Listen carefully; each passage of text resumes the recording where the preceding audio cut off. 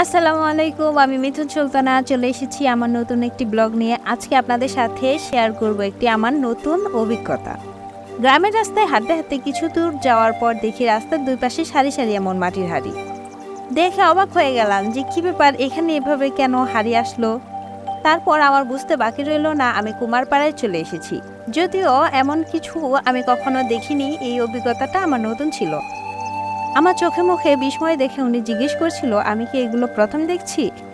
আমি বললাম, আমি কখনো এগুলো বানানো দেখিনি। কত সুন্দর হাতে বানাচ্ছি।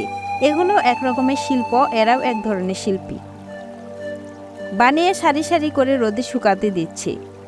শুকানোর পর এখানে নিয়ে যাওয়া হয় পুড়তে। প্রত্যেকটা জিনিসের আলাদা আলাদা রং তারা কিন্তু করে।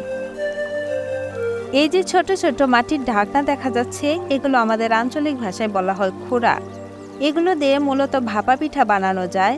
আর যে কোনো মেলাতে তো মাটির হাঁড়ি পাতিল খেলনা বিক্রি হয় অনেক। দইয়ের হাঁড়ি, বড় বড় দইয়ের হাঁড়ি।